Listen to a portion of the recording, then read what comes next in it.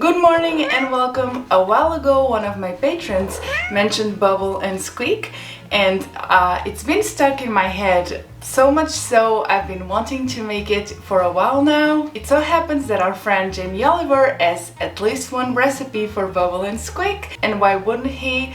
That's just the kind of order we need from the world right now. Now, if you've been here a while, you know I have kind of a one-sided disagreement with Jamie Oliver over some pastries. Today we're going to bake pastéis de nata, which is a traditional sweet from my home country of Portugal. The thing is, I'll be trying the Jamie Oliver one.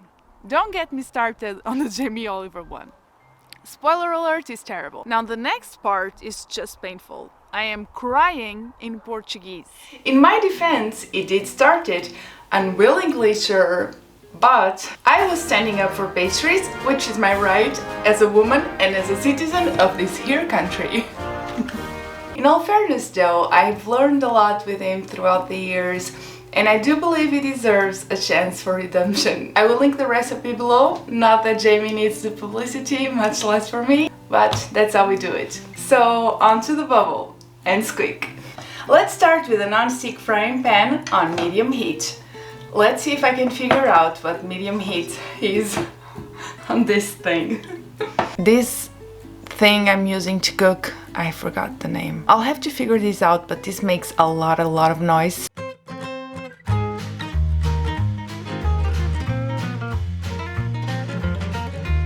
I'll start with 25 grams of vegan butter. It says unsalted butter. I think this will work.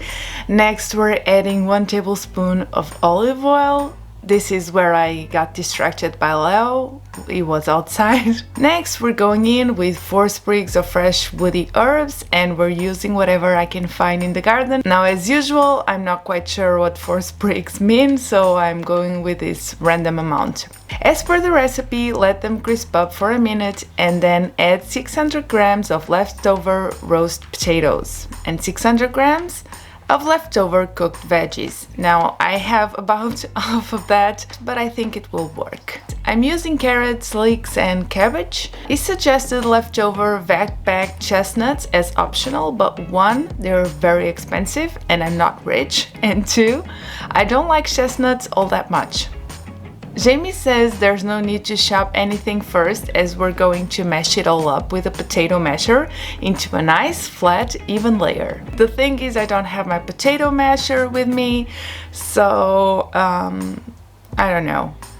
Next, we're going to season well with sea salt and black pepper and cook for 3 to 4 minutes, or until a lovely golden crust starts forming on the bottom. Now, you know I didn't come up with a lovely golden crust thing myself. This came from Jamie.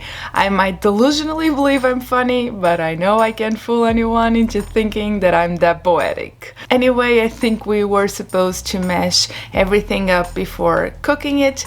3 to 4 minutes is exactly what I needed to go and steal my mother's potato masher. And so here I have it. I'm going to mash it now. And here's more of that Jamie poetry. I'll just read from the website at this point. Now we get into the rhythm of the secret to good Bubble and Squeak. Use a fish slice to fold those lovely crispy bits back into the mash. Then pat and flatten everything down again. Let it crisp up again. Then repeat the process, and importantly, keep repeating it over a period of about 20 minutes until it's golden, super crispy, and delicious. So I'm not going to try and flip it onto a plate. I'm just going to serve myself some, and then I'll try it and I'll let you know if it is delicious. It truly is delicious, and more, it is an excellent way of using leftovers, and you know I love that. And I just can't stay mad, so I declare the end of our one-sided feud. Thank you to my patrons, you guys are the best, and thank you for watching until the end. That is very cool of you. See you next time.